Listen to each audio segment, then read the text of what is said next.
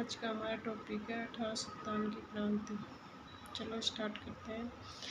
1857 की क्रांति का प्रारंभ हुआ था 10 मई 1857 को।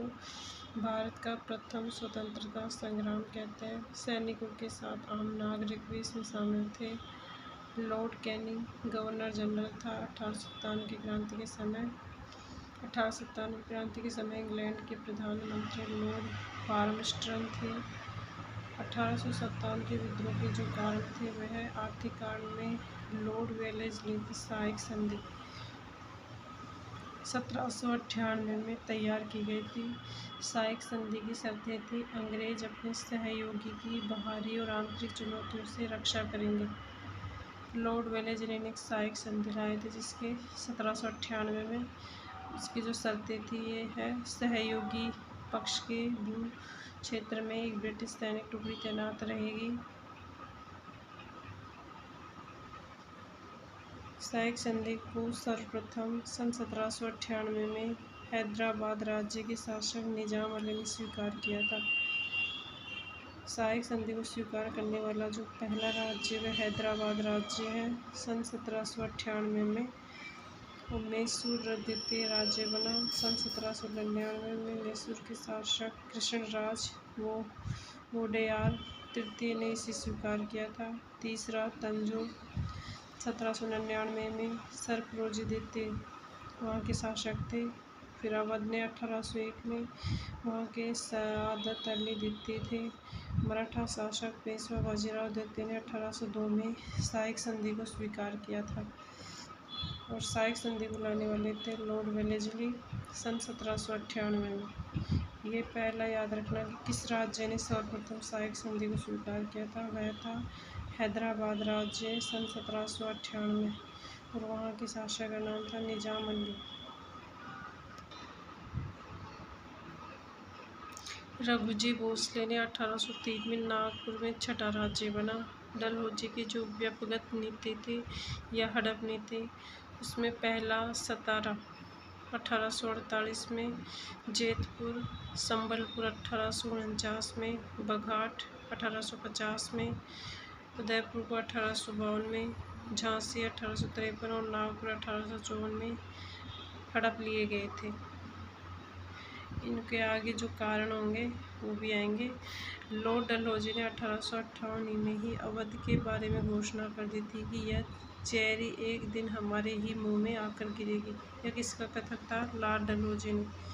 अवध का नवाब वाजिद अली शाह कलकत्ता के मटिया बुज यानी गार्डन रीच भेज दिया गया था। अवध को कुप्रशासन का आरोप लगाकर 1856 में हड़प लिया गया। यह अवध का पूछा जाता है हर बार, किस कारण से अवध को हड़प लिया गया था? कुप्रशासन का आरोप लगाकर। डलहौजी के द्वारा राजस्थान की करौली रियासत के निर्णय को कोर्ट ऑफ डायरेक्टर्स ने अस्वीकार कर दिया। करौली संरक्षित मित्र था, न कि आरक्षित राज्य। करौली एक संरक्षित मित्र था, न कि आरक्षित राज्य। 1852 में पेशवा बाजीराव द्वितीय की मृत्यु के दत्तक पुत्र नाना साहब का दूसरा नाम था धंतु पंत, उत्तराधिकार के वंचित कर दिया गया। पेशवा को मिलने वाली जो 8 लाख रुपए की वार्षिक पेंशन वह भी बंद कर दी। कैनिंग की 2 घोषणाएं आई। 1856 में ब्राउन बेस के स्थान पर एनफील्ड राइफल को स्वीकार किया गया। क्रांति की जो शुरुआत हुई थी वह तिथि थी 31 मई 1857।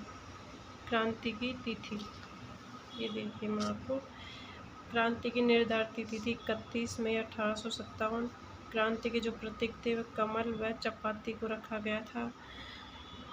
पहली घटना 29 मार्च 1857 को बैरकपुर छावनी में हुई थी। वहाँ की जो रेजिमेंट थी वह 34वीं NI रेजिमेंट थी। वहाँ पे मंगल पांडे ने मना कर दिया था, जो ये बंदूक थी ब्राउन बेस, उसको एनफील्ड राइफल को मना कर दिया था इन्होंने। लेफ्टिनेंट बाग व सार्जेंट मेजर ह्यूसन की हत्या मंगल पांडे ने कर दी। 10 मई 1857 को मेरठ की छावनी की 20वीं NI की पैदल सैन्य टुकड़ी ने चर्बी वाले कारतूस के प्रयोग से मना कर दिया था। और 11 मई को मुगल बादशाह बहादुर शाह द्वितीय संग्राम विद्रोह के नेता घोषित हुए। क्रांति की शुरुआत वैसे 10 मई 1857 को हुई थी और इसकी निर्धारित तिथि थी 31 मई 1857 और 11 मई को बहादुर शाह द्वितीय को विद्रोह का नेता घोषित कर दिया गया। सुरेंद्र नाथ सेन। मेरठ का विद्रोह गर्मी की आंधी की भांति अचानक एवं अल्पकालीन था। ये किसने कहा था? सुरेंद्र नाथ सेन ने, कि मेरठ का विद्रोह गर्मी की आंधी की भांति अचानक आया और अचानक ही गायब हो गया, मतलब अल्पकाल में गायब हो गया था, अल्पकालीन। दिल्ली का प्रधान सेनापति बख्त खान थे। जॉन निकोलसन एवं हडसन के नेतृत्व में 20 सितंबर 1857 को दिल्ली को पुनः अधिकृत किया। इस दौरान निकोलसन मारा गया था। कौन मारा गया? निकोलसन। और 21 सितंबर 1857 को बहादुर शाह ने हुमायूं के मकबरे में अंग्रेज लेफ्टिनेंट WSR हडसन के समक्ष समर्पण कर दिया था। यह भी कई बार पूछा जा चुका है कि बहादुर शाह ने कहाँ पे समर्पण किया था, तो हुमायूं के मकबरे के पास में किया था। 1862 में बहादुर शाह की मृत्यु रंगून में हो गई थी। कानपुर में 4 जून 1857 को विद्रोह की शुरुआत। यहाँ पर बाजीराव द्वितीय का दत्तक पुत्र नाना साहब ने नेतृत्व किया था। सहायता तात्या टोपे ने की। लखनऊ में 4 जून 1857 को विद्रोह की शुरुआत बेगम हजरत महल ने की थी। वाजिद अली शाह की पत्नी थी और अपने अलबायु बेटे को बिरजिस कादिर को नवाब घोषित कर दिया था। और बेगम हजरत महल को महकपरी भी कहा जाता है।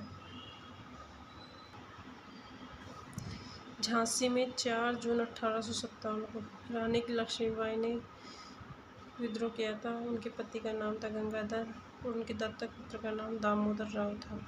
झांसी के पतन के बाद रानी लक्ष्मीबाई ग्वालियर गई और वहां प्रस्थान कर गई थी। जनरल हुरोज ने कहा था कि भारतीय विद्रोह में केवल एक ही मर्द पैदा हुआ और वह मर्द एक महिला रानी लक्ष्मीबाई थी। यह हुरोज ने कहा था। 1857 क्रांति की सेना। झांसी में लक्ष्मीबाई के नेतृत्व में क्रांतिकारियों ने नारा दिया था, खल्क खुदा का, मुल्क बादशाह का, हुक्म रानी का। यह नारा था झांसी में। खल्क खुदा का, मुल्क बादशाह का, मुल्क बादशाह का, हुक्म रानी का। तात्या टोपे का वास्तविक नाम था रामचंद्र पांडुरंग। ग्वालियर के पतन के बाद अप्रैल 1859 में नरवर चले गए थे और मित्र मान सिंह के विश्वासघात के कारण पकड़े गए और 18 अप्रैल 1859 को फांसी पर लटका दिया गया था तात्या टोपे को। तात्या टोपे की गिरफ्तारी मध्य भारत में 1857 के विद्रोह की अंतिम घटना थी। जगदीशपुर आरा बिहार में वहाँ के जमींदार कुंवर सिंह ने 1857 क्रांति का नेतृत्व किया था। वहाँ पे जमींदार कुंवर सिंह की मृत्यु 26 अप्रैल 1858 को मृत्यु हुई थी। कुंवर सिंह के बाद विद्रोह का नेतृत्व भाई अमर सिंह ने किया था। उनके भाई का नाम था अमर सिंह। रुहेलखंड में खान बहादुर खान ने, असम में मनीराम दत्त ने और उड़ीसा में राजकुमार सुरेंद्र शाही व उज्ज्वल शाही ने 1857 की क्रांति का नेतृत्व किया। विद्रोह का स्थान, नेतृत्वकर्ता, दिनांक और विद्रोह का दमन करने वाले अंग्रेज अधिकारी लिखो। ये इसमें से एक क्वेश्चन जरूर आता है, मिलान में जरूर आएगा, तो इसको आपको ध्यान से पढ़ना है कहीं से भी, चाहे इसमें से आपकी कहीं बुक हो, नोट्स हो। दिल्ली में थे बहादुर शाह और बख्त का। इन्होंने दिनांक 11 मई 1857 को क्या किया था? विद्रोह किया था। डेट पे ज़्यादा ध्यान मत देना, लेकिन इनके जो नेतृत्वकर्ता और विद्रोह को दमन करने वालों, यहाँ के निकोलसन और हडसन थे। कानपुर में नेतृत्वकर्ता नाना साहब तात्या टोपे थे। 4 जून 1857 को यहाँ पर विद्रोह का दमन करने वाले कॉलिन कैम्पबेल और हैवलॉक। लखनऊ में बेगम हजरत महल। 4 जून 1857 को हेनरी लॉरेंस। झांसी या ग्वालियर में रानी लक्ष्मीबाई थी। 4 जून 1857 को विद्रोह हुआ था। जनरल हुरोज। जगदीशपुर के कुंवर सिंह। 12 जून 1857 को विलियम टेलर और विसेंट आयर। फैजाबाद में मौलवी अब्दुल्ला शाह, 6 जून 1857 को जनरल रेनाल्ड। इलाहाबाद में लियाकत अली, 6 जून 1857 को कर्नल नील।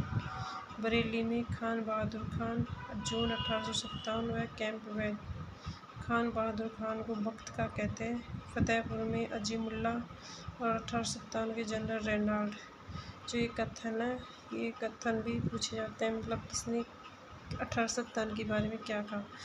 Doctor R.C. मजूमदार के अनुसार देखो, तथा कथित प्रथम राष्ट्रीय स्वतंत्रता संग्राम न तो प्रथम था, न ही राष्ट्रीय था और न ही स्वतंत्रता संग्राम था। ये कहने वाले थे डॉक्टर R.C. मजूमदार। इन्होंने कहा था कि यह न तो प्रथम राष्ट्रीय स्वतंत्रता संग्राम था, न ही प्रथम राष्ट्रीय था और न ही ये स्वतंत्रता संग्राम था।